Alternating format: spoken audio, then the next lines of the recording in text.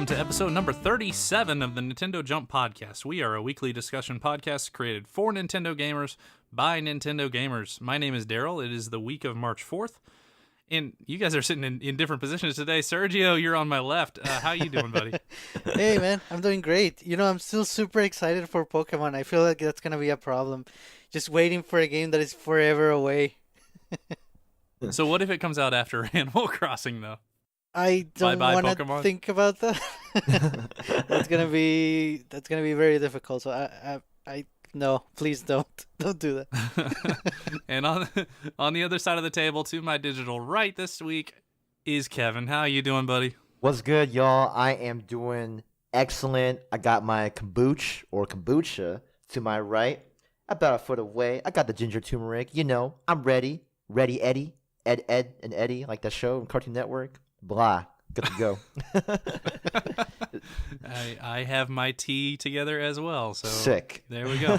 Sergio, you got your tea today? Just got some water. I'm boring. Oh man. You just need to go outside, grab some leaves, throw it in that water, then boom, tea. There you go. A new leaf. Shout out to tea making. Nice. All right, Kevin, what are we talking about this week? Well, Daryl, I'm glad you asked, because we got a bunch of listener mail. Boom, man. Hell yeah. So much listener mail. So much. With a S-O-U-L, not S-O. Keep that in mind. With that being said, we have a bunch of listener mail coming your way, and we're just going to get to it. So we have a list of listener mail. We're going to go round robin, pick our favorite one. Boom, boom, boom. Round one. And if there's a round two, we'll see.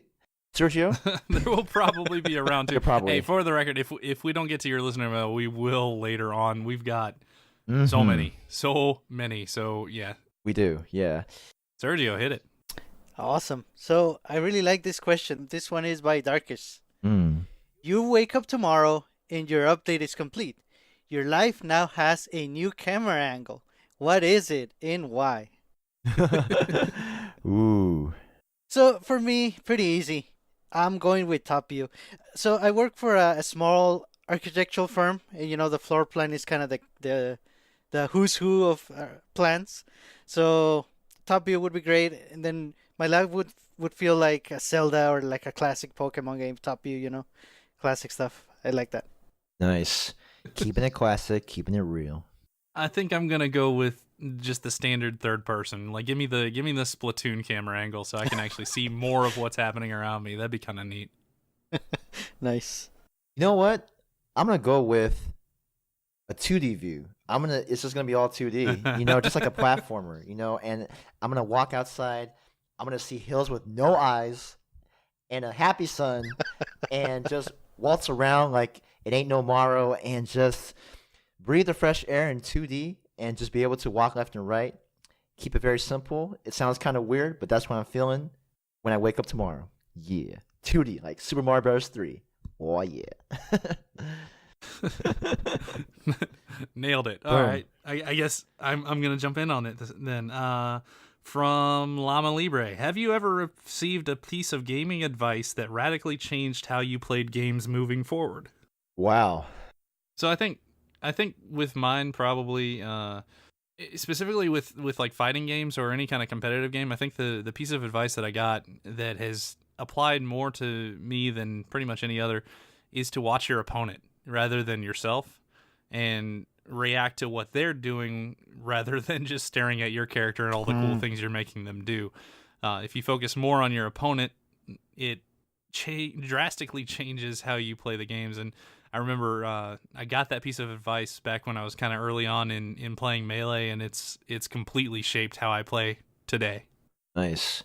And I mean, that is one of the most important things too. I mean, just being able to be cognizant and just because if you're not, then you're going to be missing out on a bunch of things that you may not be able to do in the game. So I think with me, for me, the best piece of gaming advice that I've received that radically changed my view is to celebrate the little wins and just keep the process going and not worry about the result as much initially, because when you're always thinking about the end goal, you get stressed out. You feel like, oh man, like I make this one little mistake, it's going to change the result. No, just slow down, take a deep breath. I mean, and for me, this applies to, the RPGs like for Final Fantasy and for tactics games like Fire Emblem, where I gotta be able to celebrate the little victories. And I know for Fire Emblem, there is that sort of perfection that you want to achieve, but more so in Final Fantasy, where there's this boss I want to beat, but I want to be able to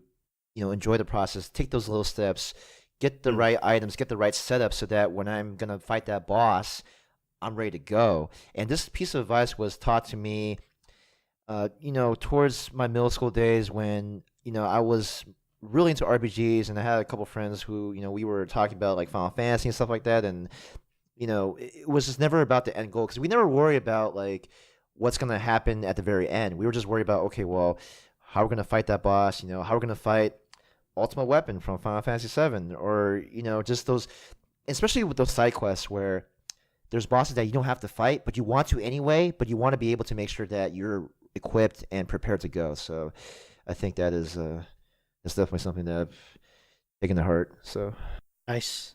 As for me, it's been a couple. I know, Daryl, you have like a list that you give to people that want to get started Yeah. in Splatoon 2, and it's all really good stuff. Like, I'm reading it item by item, and it's, oh yeah, that makes sense. Oh, that makes even more sense. But one that kind of stuck with me, and it's to be patient. And Mm. it's difficult for me to be patient in Splatoon 2. So I'm always trying to remember that, and at the same time, I'm always forgetting about it. So that's why I lose so often. But actually, in Rocket League, it's working out really well for me. So lately, I've been staying more towards the middle, and sometimes I feel like I'm staying back a little too much, but it pays off. Mm. Eventually, either one of your teammates is gonna try to score and it's gonna bounce off back at me, or one of their defenders is gonna do the same thing. And I've been scoring a lot, just staying back, and it's a little slow here and there, but eventually the ball comes at you, and if you're good, you'll knock it in. And that's pretty awesome to hear, because I mean, when you stay patient, you're more calm. You're able to be more meticulous about your actions and be able to more often than not make the right decision. So I think it's Right. important to be patient, and I think it goes hand in hand with being cognizant and you know making sure that you're prepared. During the whole process of what you're doing. So, yep. Yeah, now that I'm a little separated from when I actually wrote that, I do want to add something to it. So, in addition to being patient in the game you're playing currently, be patient with yourself as you're playing. Like, definitely understand that if you want to get better at games, it is a learning process. So, take your time, focus on little goals like we talked about before, and don't get frustrated with yourself when you're not instantly the best. I see a lot of people fall into that trap. It absolutely is a trap. Play to learn and play to get better and improve. Hmm. Or if you don't like it, don't play at all. But yeah, definitely be patient with yourself. Yeah, and just to add on that, I mean, the last thing you want to do is to win to have fun, because when you make it in that sort of situation, it just gets too stressful and you're going to burn out really quickly. So just not worry about, but just focus on, having fun and just taking it step by step. So, a methodical way of doing it. Nice. Your turn, Nice. Kevin. My turn. Oh yeah, here we go. What's your number one most disappointing game of all time? Brought to you by Shell Shock. Shout out to Shell Shock. Oh, you know what? I don't know if y'all gonna expect this, but my number one most disappointing game is Watch Dogs. Ooh, my goodness. Oh, Yeah. okay. So I'm just gonna preface this a little bit. When we saw that one trailer, I don't know if it was pre E3 or during E3 or whatever, but it looked really dope, because you were basically this person, this is like a counter hacker or just some sort of hacker, where I mean, just the cinematics and the way that he's hacking all the systems, and it's in such a cool swaggy fashion, and I'm thinking, damn, this is gonna be an awesome game to play. Being able to do that in a game, and being able to hack and have these little missions and stuff, like that would be so dope.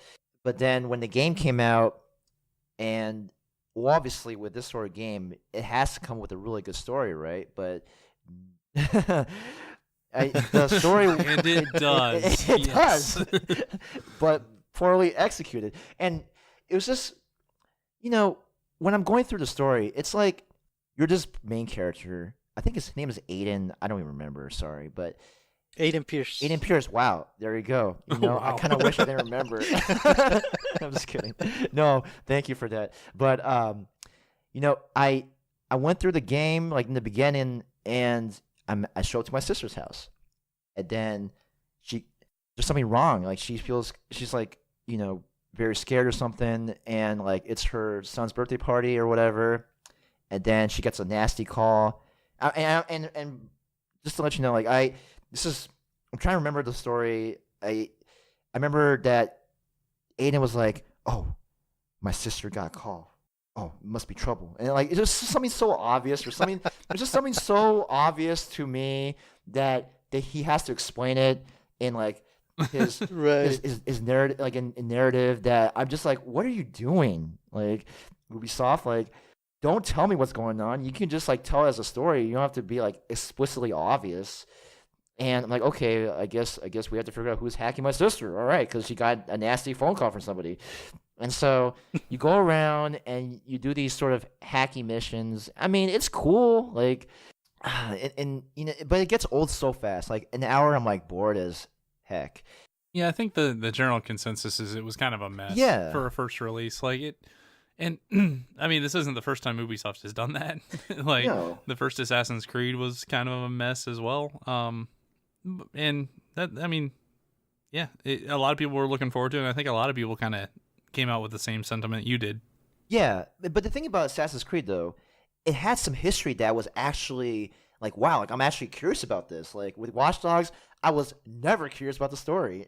And with one thing about Watch Dogs, the best part about the game is the game within the game. There was this one game you can play within Watch Dogs where it's like an alien invasion, like these augmented reality things that are just coming at you, and you're just shooting it's like Space Invaders, but in 3D, but in augmented reality, and it was really fun because like if you're at the street, like on like some random street in the world and like or in the game, and then you're just shooting these alien things. I was like, man, this is actually a fun game, but I paid $60 for this. I was like, yeah, whatever. I mean, so Fair enough. that's what I have to say about that. Nice. Yeah, I remember the name because I was really looking forward to that game also, and I think they oversold it. I think the best part of the game was the E3 reveal, and that's about it. Yeah. I mean, it did look pretty awesome, but of course, Word. you know, they always do. Whenever they first show a game, they kind of overdo it. And also the drama of the game coming to the Wii U, and eventually it did, and I think like 3 people bought it. Yeah, Yeah. That's 3 people too many. great investment. Yep.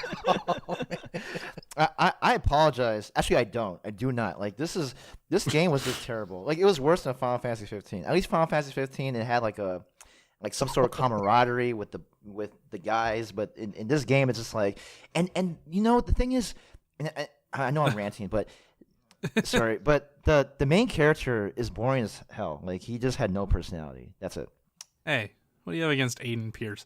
All right. I know. Sergio, what's your most disappointing game of all time?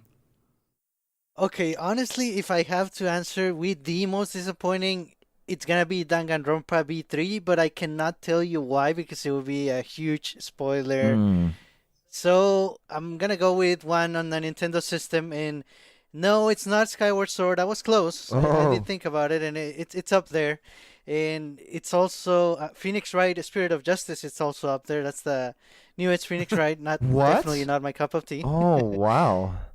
So I'm not going with those. I'm going with Golden Sun, Dark Dawn, or Yeah. basically Golden Sun 3 I for the didn't. DS. I didn't Yes, think yeah. about that, but yeah. Mm-hmm. That's a good one. Yeah, I mean, I don't remember anything good about that game. I don't remember The anything story about wasn't it good. at all. You know. See, what I yeah. remember the most is that I wanted it to end quickly, and it kept dragging on, and that's not a good thing. No. It did spike in difficulty towards the end though for a bit, but then it was just I just remember it was just being way too easy. Like you don't even have to use your Jin. You could just use your regular attacks and it's like no problem. Oh man. Yeah, Yeah, and I blazed through that game. I played the whole way through. I enjoy the series, and I remember the main character's name, and I think that's it. That is all I remember about the game. It's crazy. Was it Matt? I don't remember. Yeah, Matthew. Oh, okay, yeah. Okay. Well, You guys don't even have that one. Okay. No, I didn't. But even worse than that, I don't remember any like additions to the gameplay from Golden Sun 1 or 2. Anything that was good that made sense to be part of, the way Golden Sun 1 and 2 played, which were awesome. I don't remember any improvements to that. Yeah, I was kind of in the same boat there.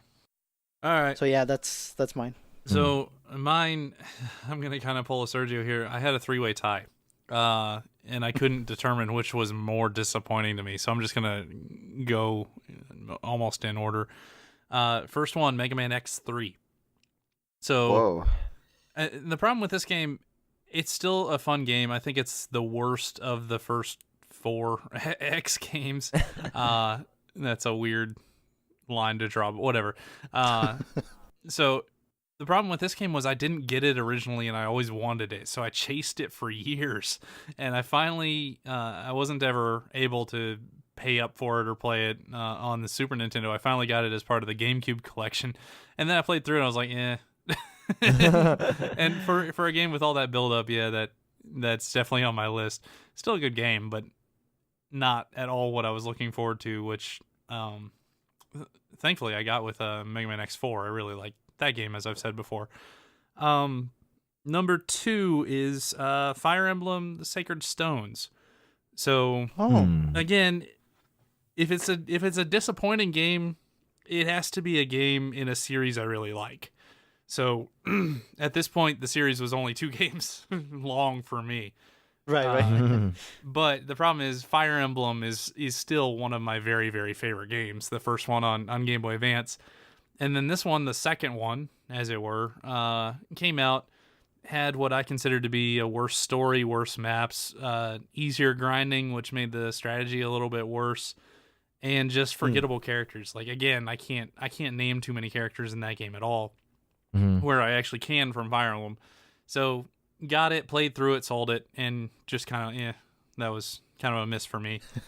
And the final one, speaking of series I love, and a little counterintuitive because I played this game fairly seriously for years, but looking back now, Super Smash Bros. Brawl. Yeah. Yeah, that's a... So the story there is when Brawl came out, I switched to it. I basically stopped playing Melee because I'm not I'm not the kind of guy that can carry multiple Smash games without like really freaking out my brain. So then Brawl came out, I switched to it. I actually enjoyed it despite kind of shaking my head at some of the choices they made. But then over time, that game just got so grating and so heavy to keep playing that, I eventually just kind of let it go. And looking back now, that's got to be on my list, maybe at the top of my list there. Oh, wow. And I think with some of my friends who I played Brawl with, even in college, there was that, you can notice the difference between Melee and Brawl, but even though there was that, it was still fun to play with friends and stuff. It's just, sure. I mean, even though it was fun, it was definitely disappointing in a lot of areas, but anyway. All right, Sergio, next question. And this next question is also by Shellchuck, and it sort of relates to his last one. So Shellchuck asks, which game unexpectedly surprised you? One that you had no hopes of it being anything good going into it. Whoa. And I have a little story for my answer. You can go ahead. Go ahead, So let's travel back to 2005, I think, when the DS was just out. So the Nintendo DS was only a couple months old. And there's this little puzzle game coming out for it. It's called Polarium. And it's just about turning black or white little squares into the other color to form straight lines. It's hard to explain, but it's fun to play. I think it was either a launch title on DS or like really shortly after. Yeah, exactly. Very shortly. So there wasn't a lot to play on the DS at that point for sure. And I got the game, and I guess part of the fact that there was almost nothing to play, it really got to me. And so I remember I called Danny, my friend, and he didn't pick up, and I left him a voicemail, and it said, get Polarium now. And I hung up. It's like, what? And then, yeah, he called me back later. He's like, what the hell are you talking about? And yeah, to this day, we make fun because, I mean, it's a cool game, but it's not as crazy as I made it out to be. Or, like I said, I guess the lack of games at that point really, really got to me. I mean, I thought it was fun. I picked it up too, and I enjoyed it for what it was for actually quite a while. I've never Yeah. played it. It's kind of an interesting puzzle game that got kind of old after a while, but at least initially, that game hits really well. Yeah, for sure, man. I would want it on the Switch. Sounds good. So the way this question is phrased, it's kind of like, what game were you expecting to be bad but turned out to be good? And if I expect games to be bad, I don't buy them. So Yeah, that's kind of... that's a little hard for me to answer. But the game that kind of came out of nowhere for me was Cave Story, actually. And I got recommended it by a friend. He was really into like indie games and such. And I asked him, okay, which ones should I look at? And it was in a list of like 5 or 6 that he listed. I eventually ended up getting it on 3DS, and now it's probably a top 10 game for me very easily. So yeah, that one hit really hard for me. And I've talked about it before, just a beautiful indie, and maybe still the best one ever. There's definitely a lot more competition for that now, but it definitely it has a claim to a very, very, very good indie game. Yeah, I mean, I think that game just started the whole indie genre, like just being recognized as having that genre be recognized worldwide. And I mean, to this day, there's so many iterations of Cave Story, and people are still playing it. So I mean, it's incredible. So, man, and I think for me, so I'm not a big so when I was a lot younger, I didn't really like to read that much. I mean, I would do it for school, but I just did not have an interest in it at all. Like I just blah, whatever. So when Ace Attorney came out, I'm like, okay, visual novel, whatever. Like it's not gonna be that great. I'm not even gonna bother. I mean, whatever. But then when I started playing on the DS, I was like, holy shoot, like this is actually a pretty addicting game.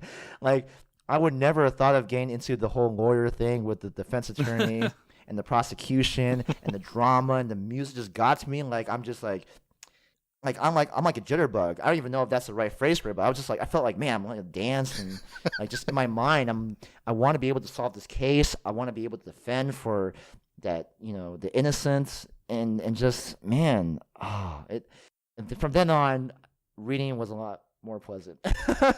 So I mean, well, no, I mean, Nice. yeah, like just to give you some background, like, yeah, I mean, besides parts of world history, I just wasn't really a big fan of reading in general. Like, but with Ace Attorney, it really, I was like, wow, you can really put something that you can read into a game and make it really enjoyable. I'm like, okay, well, what am I doing? I need to be more open with these sort of games and with my life in general. So Ace Attorney is the first one. Nice. I think that's right. Ace Attorney, unexpectedly good for me. So Awesome. mm-hmm.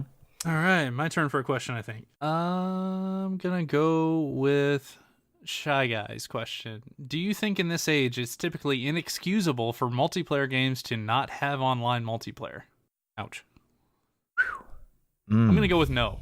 I don't think it's inexcusable to not have online multiplayer, because I think some games are just better local, and I think that they don't work online. That said, I would still like online in like most games that don't require like pixel perfect type inputs and things. Like, to me, I don't see much reason that something like New Super Mario Brothers or Mario 3D World would not have the ability to play online. The fact that they're bringing out Crystal Chronicles with online play makes me extremely happy. Things like that. And the fact that we still don't have a good online Mario Party game. Ooh, yeah, I was gonna say. kind of disappointing. So I definitely see where you're coming from. I would prefer all games to have some sort of online play if they're gonna have multiplayer, but inexcusable is a little hard for me. Yeah, I wouldn't go that far also, and I do get your point that some games are better in local co-op, and I think Nintendo makes a lot of those games, and they kind of, they make it obvious that it's better to play it in local multiplayer, but I think in Nintendo and otherwise, any developer in this day and age when everything is so connected and everyone is online all the time, I think even just because gamers are gonna ask, "Oh, does it have online play? Can I play this online with other people?" I think at this point, it's almost it should. I think it should be a given. I still wouldn't say it's inexcusable, but every game that has multiplayer, if it doesn't have online multiplayer, I think a little bit is laziness or just trying to get the game out quicker. I really think they should. And the more options you give players, I think it's always the best. Yeah, the most recent example of that I can think of is Towerfall. Actually, Right. the made by the same developer that made Celeste. Uh, Brilliant multiplayer game, really really well done, but no online play. So Mm. it's it's sitting on my Switch because I wanted to support the developer, but I just don't have that many opportunities to play it, which is a little sad to me. Yeah, I'm with y'all. It's not inexcusable. I I think it is super harsh. I think that, well, to go a step further, it depends on the intent of, the genre, the intent, what kind of gameplay that the game is about. With you mentioned it there, like Mario Party. I mean, even though the developers had their own reasons why it's not like the online multiplayer isn't as chock full of content as much as the local multiplayer, I think that if they were to have as much accessibility to all the, like the boards and just all the mini games as much as local multiplayer, I think it would have been a much better hit. And it really depends on the audience too. Like, I think with Overcooked, Overcooked, the first one was local multiplayer, and people knocked on it a little bit for not having online. Fine, and Hmm. then they made online multiplayer for Overcooked 2, and I think it's just a process of, whether it's change or just the intent. And I think that with the developers who made Overcooked, I think they really want to stress that, hey, this is really fun playing side by side with your friends or family on the same couch, because when you play online, that's the thing. Like when you play online multiplayer, it's never gonna have the same sort of you. It's hard to replicate the same experience on Hmm. online multiplayer as if than local, because when you're playing with your friends side to side or your family, like you have that body language, you have the physical excitement and just the emotions. You can feel the presence amongst each other. When you play online multiplayer, there's only so much that you can really feel and and just be in the presence of. And that's why for me, I just don't. It's not. It's okay for games to not have online multiplayer, but again, the developer has to look at the intent, the audience, the genre, just what kind of game it really is. So many variables, but yeah, I mean that's just my take on it. Well, it's So just in this day and age, if a game is online or if it's multiplayer focused and it doesn't have online, I am much less likely to buy it, and right, that's how I make my voice heard. Just because I don't Hmm. like my wife and I play some games, but those are very specific games that I know that we're both gonna like. That kind of thing, some sort of like competitive arena thing, not really gonna be that. So it's just yeah, that's when it comes down to it, what am I buying? I didn't buy Mario Party. I that's I true. did Yeah. I did buy Towerfall, like I said, uh, but a few other of those type of games that have like these interesting looking competitive multiplayer things, but no online. Yeah, probably not gonna do that. Yeah, and I guess that's a good point because I mean, with us, like, with games like Splatoon or Mario Kart, like it's much more accessible to play online, and so Mm-hmm. and I think that's the key, accessible. When you have online multiplayer, Hmm. for the developer to have the intent to make the game more accessible, yes, you should have online multiplayer. But I think I'm looking at the other side, like I can see why some games are just local multiplayer, but if you're gonna make money off a game, if you're going to make it profitable and be more recognized and be more accessible to a lot of people, having online multiplayer is the way to go. But again, I don't think it's not typically inexcusable. So it just depends. I think it's just a case by case basis. That's what I'm saying. So all right, next question. great. My next question. I think this might be related, but it's by Dragon. Here's the question: do we think it's admirable in this day and age when games like Octopath, Odyssey, or Pokemon strive to release feature complete as is and with no significant content updates? As some of the developers behind these games have publicly stated that they have no desire to pursue the DLC/season pass model, there feels like there's a clear disconnect there from that development philosophy for these games. In what circumstance is it acceptable or even expected that a big game should launch feature complete as if to uphold some kind of standard? Man, shout out to Dragon for that. That's a very meaty question. Oh, goodness. So, I mean, the question is, do we think it's admirable for a company to say, this is my game, my vision of this game.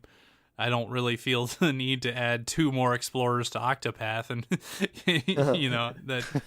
that doesn't need to happen, right? So, yeah, I think that is admirable. If you can get the vision that you wanted in your game, like from the get go, and you don't feel the need to release a $20 expansion pack for stuff that is clearly outside of what the design intent is. Mm-hmm. Yeah, I would prefer that most of the time. If you're not going to add significant value that kind of fits in with the rest of the game, I would prefer not to have the DLC at all. Yeah, I agree. And there's also different ways that you can think of this question. For example, a lot of companies and developers tend to kind of rush their games. Yeah. And the thinking is, oh, we'll patch it later, we'll fix it later.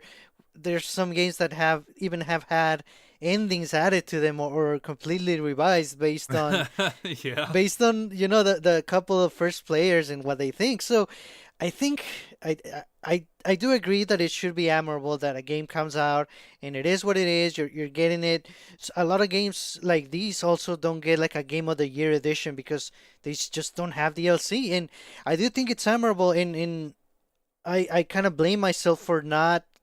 I feel like we should kind of praise these games and kind of make a bigger deal than we do, if any, and say, yeah, this game came out and it's full. That's pretty awesome. Yeah, and I think there's a quote by Shigeru Miyamoto that he says that a delayed game is eventually good, but a rushed game is forever bad.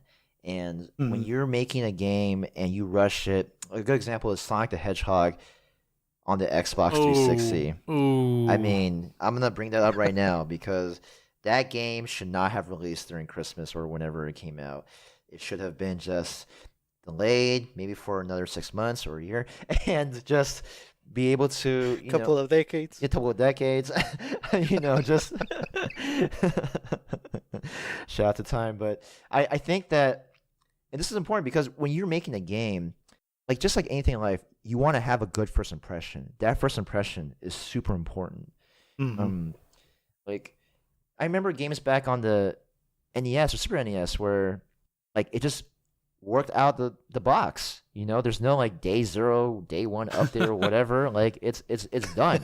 Done. If they didn't work out the box, they were never ever gonna work. And there were a few of those too. There were a few really buggy ones, but yeah, that's true. But and so we should admire the developers, the publishers who say, hey, like we need a little more time before this game comes out, and then here's the date. I think that should be more respected. I can understand or empathize, or both. I could empathize with people who are impatient, who'd want a game to come out sooner than later. But I mean, I think that goes hand in hand with just the expectations of what the game is going to be. And so I would rather have that game delayed, like Fire Emblem, The Three Houses. I'm actually really glad that they said, hey, we're going to delay it to, the summer instead of the spring. And, just get that much time to make sure it's good to go. And yeah, especially Fire Emblem is one of those series that goes a little crazy with DLC for me. Right. Like, yes. I remember Echoes famously released with more DLC than the game actually cost, which I don't know. Now you're kind of pushing it. I will say, the rest of the Nintendo games that receive DLC, a lot of them I don't expect at all. Like they'll release DLC for a game that I thought was feature complete, like New Super Mario Brothers with the new Super Luigi Right. DLC on Wii U, Hmm. Zelda Breath of the Wild. Like they came out with that DLC out of nowhere, and I was like, that was mind blowing to me. Like, what are you gonna do with this game? This game is gigantic, you know. Um, even like the Splatoon single player expansion, like I didn't really expect that. Oh yeah. So Oh wow, that's right. yeah, Nintendo's kind of the flip side for this, that they release DLC for games that are very, very full games, just, you know, to add more value and get, I don't know, $20 out of you. And man, I'm sold on like every one of those. And frankly, I'm a little shocked that they haven't done that with Mario Odyssey yet. I still kind of expect that. I'm a little shocked that they didn't do something with Mario Kart as well. But Yes. Right. Yes. Yeah, Mhm. that's been a question that I've been thinking about for a long while. I mean, I because it would be nice for more courses or whatever, but then at the same time, I mean, it's a pretty solid game by itself.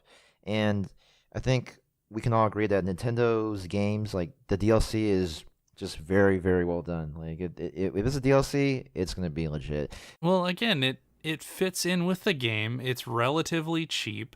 It's a significant addition of content, right? It's typically there's a lot of stuff to do if you buy something DLC from Nintendo.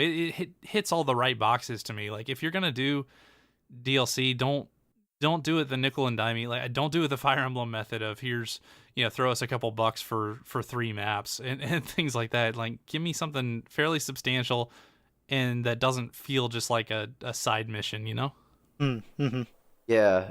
And sort of related to that too, there's also games like ARMS or even the original Splatoon, and to a certain degree, Splatoon 2, that they come out and Nintendo or whoever is the developer, they're very open that this game is getting a lot of completely free DLC. Yeah. Like ARMS is the biggest Right. example. I think that's fine. I think that as long as they're open about it and they say, basically they make the people buying the games know that they're getting a game that is gonna get added on, and it's not like it's only two characters in one stage, like a very incomplete game at launch. It's playable, more than playable, and it's gonna get a lot more. I think if they're very open about it and they're very specific about what DLC is coming, I think that's perfectly fine, especially because it's free. Right. Yeah. I mean, It I'm actually keeps those games more active for longer. Yes. Oh man, now I want to get arms again. Oh my goodness. Oh, I still regret trading in for Pokemon, or sorry, excuse me, Yeah, Pokemon tournament. Yeah, that was the bad call. That was a terrible call. Oh man, God, but I'm gonna live with that decision. Tough bleep for me. So, anyway, yeah, it's all right. So, Excellent question. yeah, it was great. Next, we have a question by Coconut. And he asks, if you had the chance to go back in time and rename the Wii U, what would you name it? Would you keep the Wii title in it at all? And for me, it's a pretty easy answer. It's a no. No Wii. That's a pretty answer. I would call it, anything that doesn't have Wii, but I would actually call it the Nintendo Pad. I don't know if it would sell any better that way, Ooh, the but pad. I would go with it. Nintendo Pad. The Go. pad, yeah. Sell. uh, But of course, I would still have it use Wii remotes and Wii accessories, but no Wii in the title. I'm gonna disagree with you there. I think you leave the Wii in the title. Oh, I think Whoa. the main problem with the Wii U was that people didn't know what it was. Like even the first time they revealed it, they talked about the new controller. Like they didn't even yes. talk. I don't know, the new console. Maybe that might be important to get out there. I don't know. Yeah. But no, it was. I was watching that video not that long ago. Like the new controller. Look what you can do on the new controller. So what that led to was everybody thinking, "Hey, this is an add-on for the Wii that I have in my attic now." Right. Um, So I think what they were trying to do is basically build on the success of the Wii without kind of realizing that a lot of those successes had kind of moved on at that point. But I think they could have gotten them back by making it more clear that it was a sequel console. Like Wii U doesn't really say that. No, It doesn't really make no. that clear at all. For the life of me, I don't know what they were trying to do with that. But I think something like Wii 2, or at one point they were calling it the Super Wii. Right, right. Yeah, that would have been cool. Yeah. That's funny to say, and it is funny. But I think either Super one of Wii. those would have conveyed what the console was better than Wii U. I never knew what that was supposed to be, and I'm like one of the biggest Nintendo fans out there, and even I saw that name, I was like, ooh, okay. Yeah, I think the way it was marketed in the very beginning was terrible. Like, right, as y'all have said, like it was just very confusing. Like, is it a new controller? Is it a new console? Is it an upgrade? What is it? I don't know. What, where, when, why, whatever. Like, it just wasn't. It was just ambiguous. And then, in terms of the title, I'm gonna say, keep it, unique. So do not have Wii in the title. In terms of the name, you can go. I haven't thought about that yet. I just think that it would. We have what Pad, we have Super Wii. I mean, just you know what? I was thinking gamepad, but that sounds so super generic. I don't know. Like you literally have that new gamepad, which I thought was pretty awesome when I bought it with in that Mario Kart 8 bundle. But see, I can't even think of a name. It's it really comes down to marketing and how you advertise the console, and that makes a big difference because like it's in terms of like with the Switch, it by in its genetics, you can switch the way you play, right? Like you can go handheld, you can go tabletop or docked, and I think that kind of name for the Switch or for this console was just perfect, and with the Wii U. Something with the pad would have been nice. You start it up and it goes Wii U, Wii U. You're like, I don't know. Yeah, you're not. Oh. Oh man.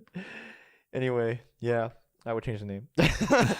Fair, Nice. fair. All right, so kind of building on that, Shy Guy writes in. I really like this question. Do you feel the Switch would be more, less, or as successful as it is now had the Wii U been a massive success instead of a failure? Man, Dang, that is a pretty awesome question. So I'm trying to think what the Wii U as a success would look like. I mean, how much did it sell? Like, Oh, obviously- bad, Oh yeah, super bad. Like trending a little bit better than Virtual Boy numbers. Like seriously, not good. Virtual Boy. That's oh my god. Yeah. So I think it would have been completely different. Is what I want to say. I think all roads kind of lead to Switch, in my opinion. Like the consolidation of the handheld and home console lines was almost too appealing to kind of turn down.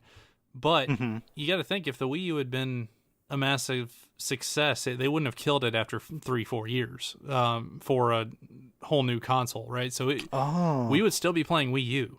yeah. But 3DS would feel pretty dated at this point, so I think we would actually be getting a new handheld of some sort, like a revision of some sort to that, which would have, that would have delayed Switch at least 2-3 years. yeah, For sure. Dang. Without keeping up with the handheld. So there would have been something screwy with the home console handheld thing, unless they just decided, hey, this is the next step, we want to take it. But I don't think that would have happened. I think they definitely expedited the Switch with how poorly the Wii U was doing. Yeah. So it's a very hard question, very, very hard.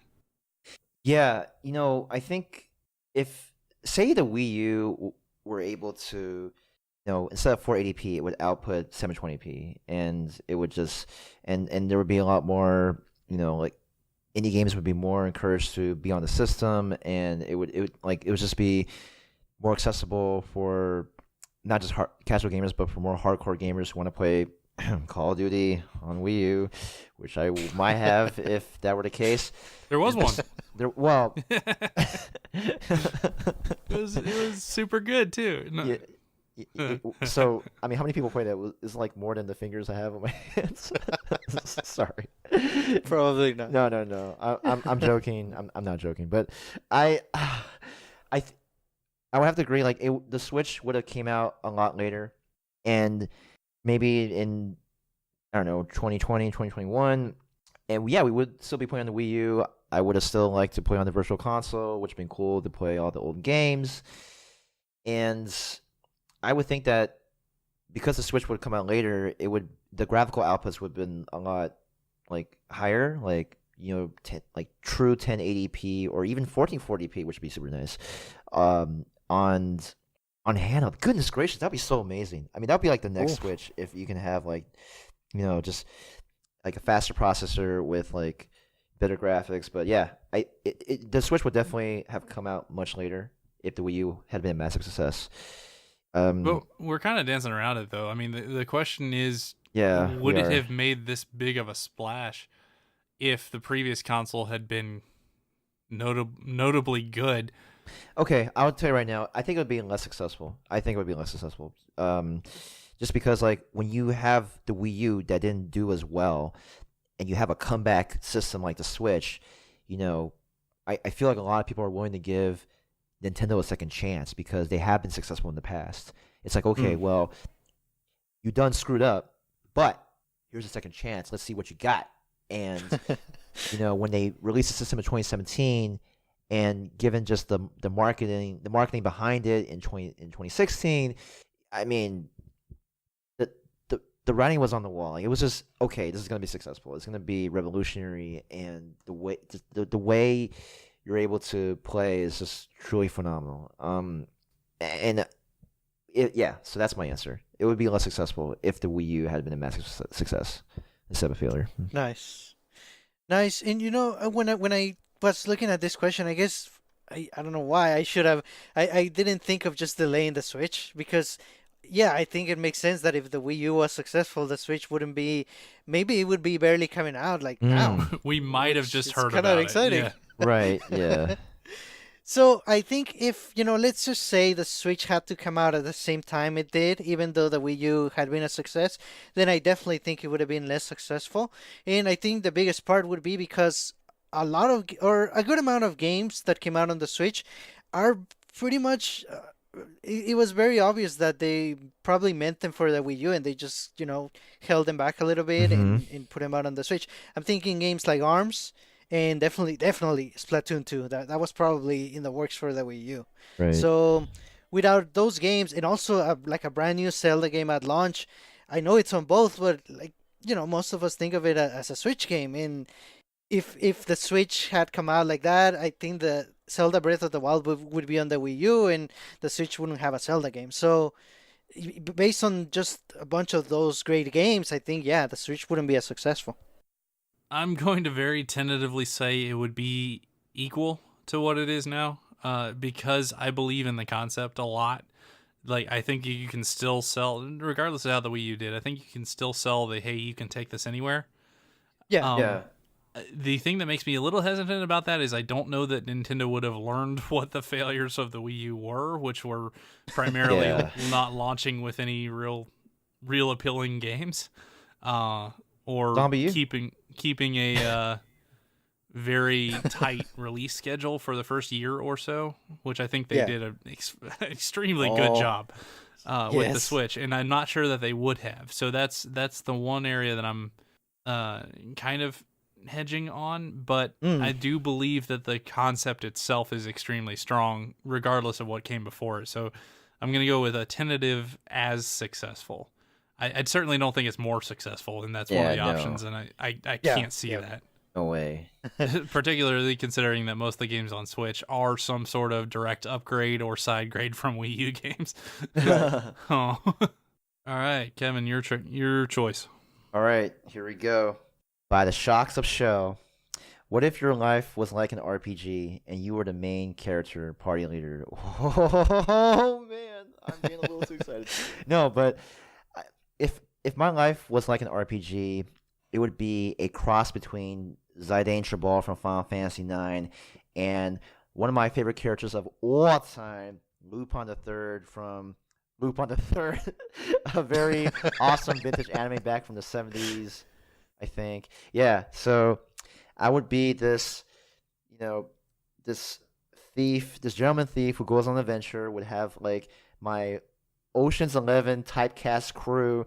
We would be going all across the world trying to get all of the greatest of treasures in the most dangerous environments, and there will be 4 villains that's just standing in our way. You have one villain who, is just this Yeti who wants to eat all the ice cream in the world, but at the same time would want to convert everyone to, goats and try to. What are we doing here? I know. I'm just. My mind is running wild now. But Shell, that's what you get when you ask an open-ended question. By the way. But Yeti's eating all the ice cream. I apologize. I'm gonna narrow it down. But basically, essentially, I want to be this gentleman thief with an Ocean's 11 typecast crew, finding treasures and just escaping obstacles that come my way, and be able to tackle on life's adventures. That's it. So that's what I would do. Nice. Forget about the Yeti, or don't. But I mean, I can't now. Every story needs an antagonist, right? Yeah, there we go. The Yeti is the key. So I actually have a quest in my life waiting for whenever I get a crew for an RPG game. So back when the DS Lite came out, I decided to sell my DS Fat to get the DS Lite. And to this date, I really regret that. And I've always thought of tracking down the original seller. So I sold it on eBay, and I would want to go back and like, hey, where is it? And I'm hoping if I'm ever with a crew, we could travel the world and try to find it. So, it could be over in like 2 days. Maybe the original seller is like, oh yeah, I have it here. I don't want it. You can have it. Or maybe they traveled to, I don't know, Australia, and they sold it there, and then it went into space somehow, and we have to go track it down. So, anything could happen. So, man, honestly, the one day I do want to get it back. All right, so sign up for that quest at Nintendo Jump on our Discord. I mean, if I'm the main character in an RPG, I'm only really worried about one thing, and that is how do I level up. And the more I think about it, it's got to just, all of a sudden I start like hunting for like slugs and things, and I whack them with a sword, and boom, experience points. And that would be my life for a little bit, and then I would graduate to larger things. So I would eventually be that guy running around with a baseball bat just whacking things, and then doing the da da da da, leveling up. So I don't know where I'm going with that. I don't really have any massive quests. I just want to be stronger and better, and the way to do things is obviously just mass destruction. So there you go. Yeah. Boom. The games have taught me this. I don't know. Nice. I like that question. All right, let's do one more round. So 3 more questions. Sergio, why don't you pick your last one? My last question. Another question by Darkus. He asks us, think of your favorite game. Now, tell me one bad thing about it. Now, why you want to be a downer, Oh, man. I love this question. This is awesome. I refuse to besmirch Wind Waker. Refuse.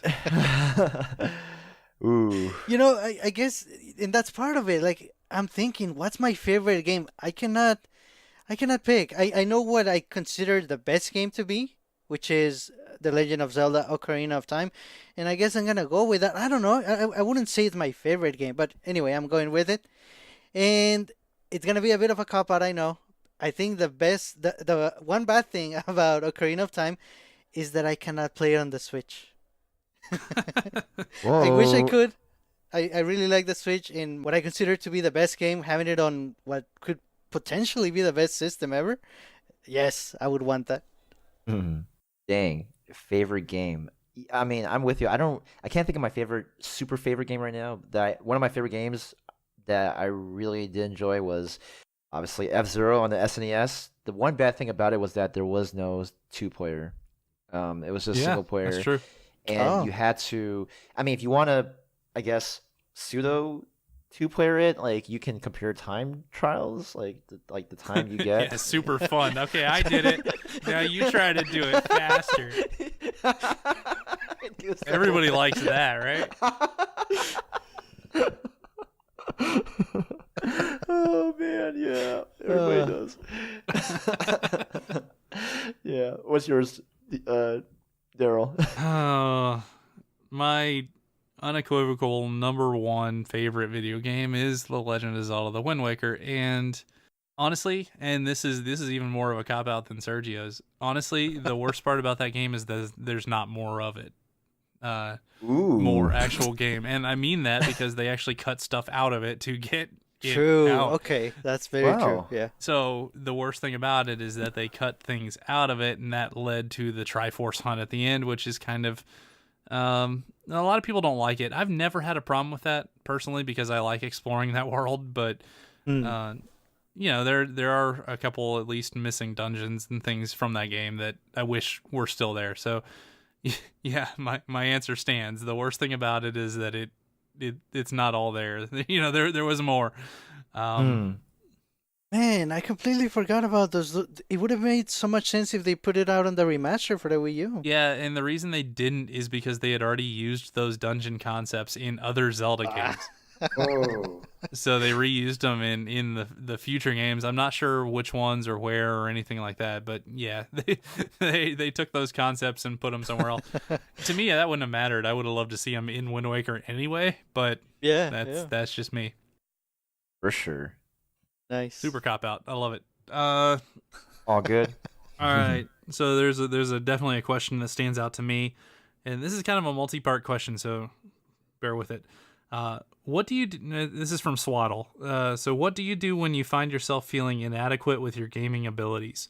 What do you do when you feel quote unquote bored with your games or just don't know what you want to play? What game gets you back into it, breaks through that dry spell, and helps you start quote unquote feeling like a gamer again? Yeah, that's a deep question. yeah. So let's break it down. What do you do when you find yourself feeling inadequate with your abilities? So in Smash, you go online and you just get stomped for an entire night. Typically, I beat my head against that wall and I just keep getting stomped that entire night and I get frustrated. But the right thing to do is to stop. Like, Yeah. literally, There you go. stop. Every competitive game I've ever played, and I don't know why this is, I've never really figured it out, but every game I've ever played in any kind of competitive fashion, I get better at the game if I step away from it for a little bit. If I stop trying to brute force it every night, you know, and try to play this game every night, get better. Sometimes you need a couple days. Just, you know, take a couple days, go play some, I don't know, Wargroove or something, and kind of reset, and then go back to it. And every time I do that, I'm a little bit better at the game, and I don't know why that is, but it just, I feel like you reach this point of diminishing returns when you're just like pushing yourself to the point of frustration. I don't think that's helpful at all. Yeah, no, I totally agree. And I think for me, especially during my Call of Duty days with Modern Warfare 2, when I was back in those college days, when I was very, very immature about how I handled being competitive in a game like that, I would throw my controller. I would throw it against the ground.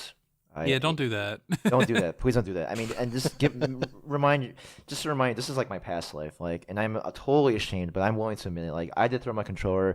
I did, like, you know, beat my fists against the table, which I shouldn't have. Just things that I'm very ashamed of, and I'm willing to admit here. But then at some point, I'm like, you know what?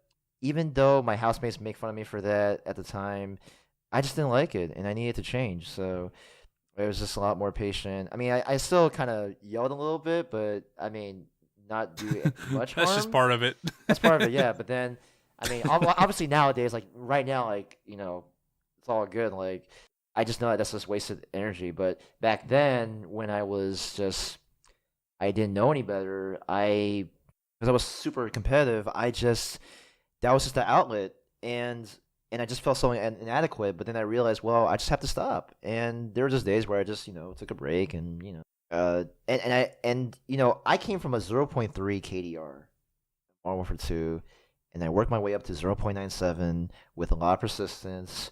And even though there were times where I was getting quote unquote mad, I was able to get to that sort of goal almost to 1 KDR, and I felt really good about it. So I think just try to be more patient, and please do not do what I did when I was in college. This is the worst thing you can do. I'm saying that now because I think this would help other people to not do what I did. And yeah, just calm down and relax. And that's it. Nice. And to touch on the other part of Swaddle's question, what do you do when you get bored? And when you get bored with games, or you just don't know what to play? I mean, that definitely happens. I tend to be in those slumps of gaming, and I think a big part that helps is staying connected with the hobby. What I mean by that is, it might not come naturally to everyone, but if you play games, it kind of goes beyond that. You want to be talking about them, checking Discord discussions about the games, or following video game news blogs or websites. I think even if you're not playing games at the moment, but if you stay connected with your hobby through those mediums and those discussions, I think it really helps. Eventually, somebody might talk about a game that either you didn't know it existed, or that it was coming out, or something that you completely forgot about that you might even have already. And Yeah. then it's like a light bulb thing, and then now I want to play that. I'm not playing much games now, but I definitely feel like playing that, and then you're back into it, just like that. So definitely stay connected. If it's a hobby for you, definitely engage in conversation and on discussion and on checking video game news, because it definitely keeps you connected, and eventually you're back into it. And you know what? That is That's a great excellent point. advice. Yeah, That's excellent. It is, because a real life example for me is when I was reading Kotaku a few years ago, and Jason Schreier was talking about this one RPG that he thought was underrated. Oh It was God. really good. No, but this is a good one. I know. And this is relevant, and Daryl, I know, but the Legend of Heroes: Trails in the Sky, like I would not have thought. And we're back.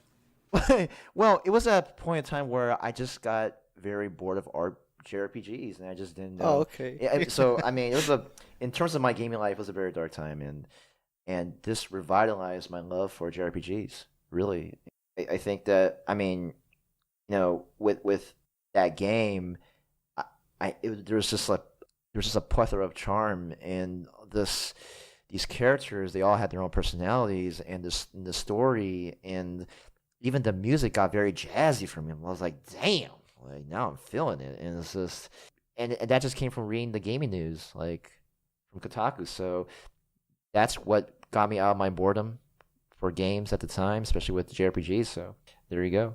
Yeah, Nice. for me, I definitely have some like comfort food type games that I just jump back into when I'm kind of feeling bored with other things.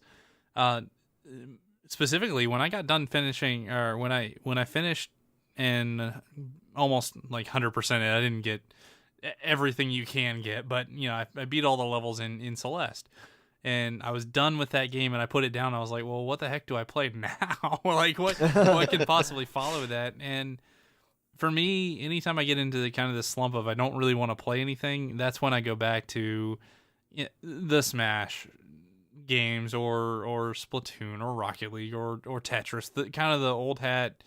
Right. I play a lot of this game. I know this game, and this is my junk food chill time game until something else comes out and looks good, and then I'll jump into that, or until I'm like, well, I just kind of want to play a single player game, and I'll look through my list, and I forgot I was playing this. There we go. Now we're back.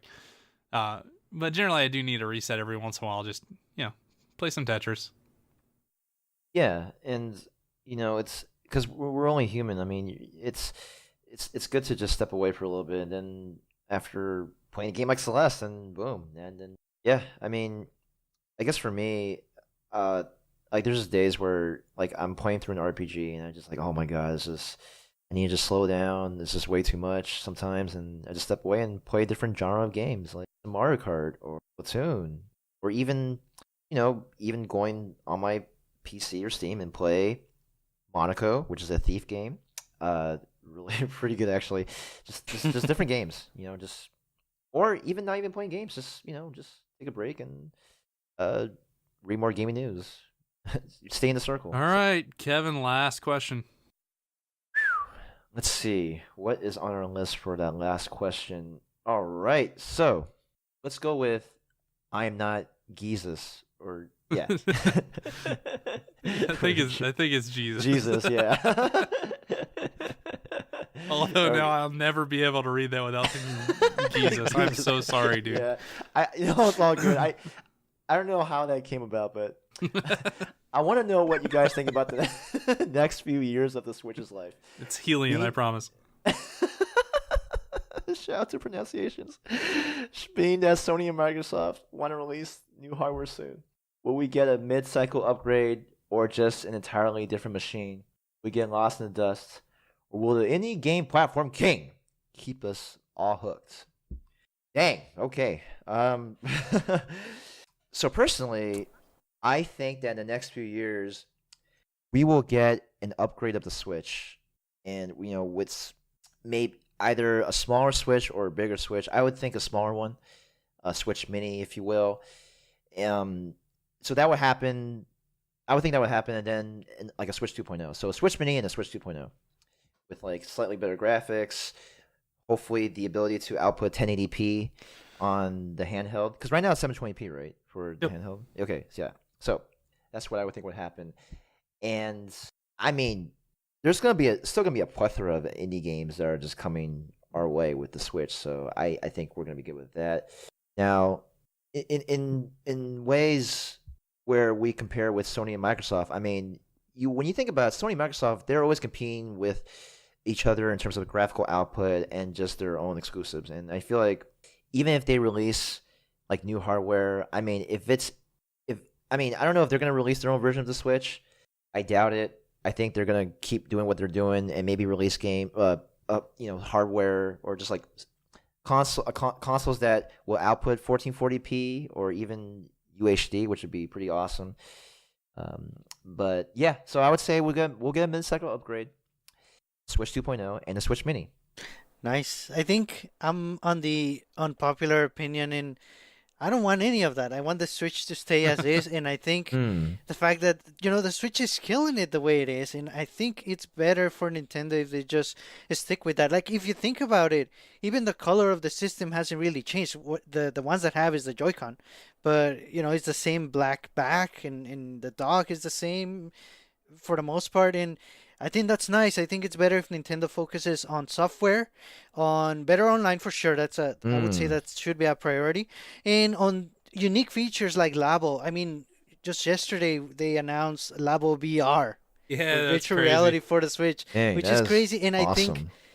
I think that's perfect. I think that's what the Switch should be getting instead of any hardware quote unquote improvements, because there's really, I guess, other than the battery, there's really nothing bad with the Switch. And at this point, if you play a lot of handheld Switch, you kind of gotten used to it, and you have your backup battery or something. So definitely keep it the way it is. And I know it's strange because Nintendo is famous, or even infamous for just doing hardware refreshers. But I hope for the Switch, they keep it the way it is. I mean, I definitely think they will do a refresh of some sort. Just they did it for the DS, they did it for the 3DS multiple times. Right. So I mean, I definitely see that coming for the Switch. In the next few years, I don't think that they'll kill the momentum of the current system with it. So like, it'll definitely just be a literal upgrade. Like, hey, you can buy this now, and these games look a little bit better, or it has this and this and this, whatever. Definitely see that kind of thing happening. The other part of the question is, do we think that anything that Sony or Microsoft do, I think the way he phrased it was, will we get lost in the dust? No, I don't. The Switch is such a phenomenon with what it is now, and I think a lot of that is due to basically the design of the system itself, and anything that Sony or Microsoft would do at this point, I think probably the best thing that they could do is almost copy it and Yeah. and do like the Sony totally not PlayStation Switch, but even still, as we saw with the PlayStation Classic and a few other things, a lot of times the second time you do, the second person to do something isn't really as hot, So I think Sony will always be a contender. I think they will always be there when they release whatever new console they're working on right now. It's going to be huge, and there's going to be a lot of people buying it, no problem. But I don't see Nintendo getting left in the dust or maybe even really taking a back seat to it. I think this system is kind of magic the way it is. So I think moving forward, we're gonna keep moving forward.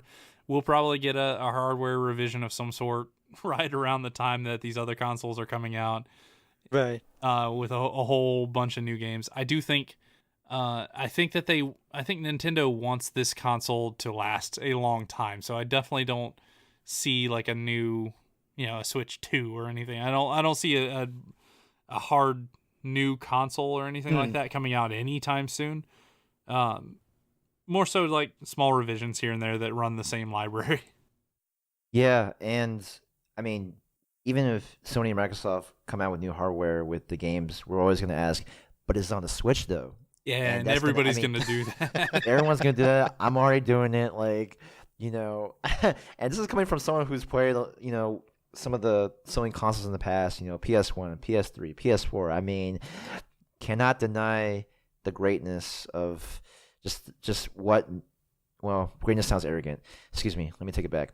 You can't deny what Nintendo has done to really shine in the gaming industry with the Switch. So, Sony, Microsoft, they have to hit it out of the park. Like, if they want to be even close to being in the conversation, like, that's how I feel about it. Like, So Sony's gonna do the Sony shift, Yeah. and you leave the screen at home and you take the dock with you because why not?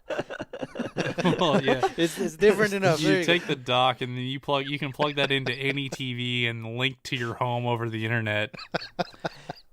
yo, we need to get copyrights for that, Sergio. You need to do that. So if they take that name, they're gonna pay you forever. I mean, oh man, the Sony royalties. shift. Sony shift. Oh man, what would Microsoft be like? Microsoft Move? No, it's stupid. Microsoft will be we're just helping Nintendo at this point, guys. Yeah, that's right. The right decision. Nice. Not joking about that, but yeah, I think. Wow, we went through quite a. We went through 12. That was pretty good. That was more than I expected to, and some really good questions in there. So definitely thanks to everybody who sent one in. Please send some more, and we'll do this again. Mm-hmm. Nice. Well, it is time to jump out of here. If you haven't already, you could join our Discord group. There's a link to it in the description of this episode. And we recently added some ranks or roles in Discord. So basically, whenever you want to play a specific game, we made it really easy to ask for people to play that game or for you to be notified if somebody is asking. So definitely check it out. You can also follow us on social media. We are on Twitter and on Instagram as NintendoJump, and we have a Facebook group as well. Speaking of our social media, keep an eye out on our Twitter. We are going to be announcing details very soon of our Super Smash Bros. Ultimate Free-for-All tournament, so stay tuned for that. Yeah, it's gonna be awesome, and it's gonna be our first one's gonna be a free-for-all tournament. I understand that it's not everybody's cup of tea, but please check it out. There are going to be some good prizes, so we do have some eShop credit and such, so keep an eye on our Twitter. Everything will be revealed as soon as we can nail down an actual date, and rest assured the 2v2 doubles tournament is still happening, and the one-on-one tournament, no items tournament rules is still happening as well, so 3 full events planned. Nice. Awesome. Triple threat right there. Just had to say that. Nice. Our episodes are also on YouTube. Feel free to check them out and leave us a comment on anything that we discussed today or any topics that you would want us to discuss in a future episode. We welcome your feedback via social media or via email at NintendoJumpPodcast@gmail.com. And speaking of emails, definitely keep sending in your video game music. We want to do another music episode, so keep it coming for sure. If you want to support the show, the best way to do so is through our Patreon. That's patreon.com/NintendoJump. And the next best way to support our show would be by leaving us a review in your podcast application of choice. We would really appreciate it. This is Sergio, and on behalf of Daryl and Kevin, thank you for listening, and we hope you have a great week. Bye-bye. See you guys. Peace. Latest. No songy now. Oh, I was gonna add one. You're gonna do one right now.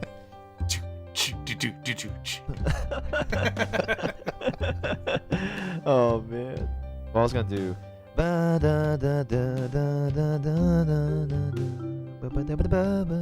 it's not gonna work. Don't put that in, please.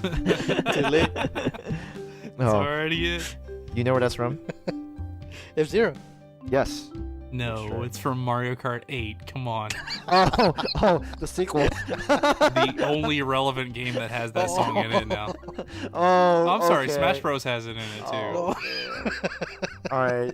You know what? Nintendo Land has it in Oh, it yeah. too, so that's Killing me. even that's a my little more relevant. Bye. Bye. Oh. Yeah. I don't know how you're gonna edit this. I want to. No, yeah. I will. You will? Okay. All right. Well, yes, Butte City. Shout out to F-Zero. Thank you, everybody. Bye-bye.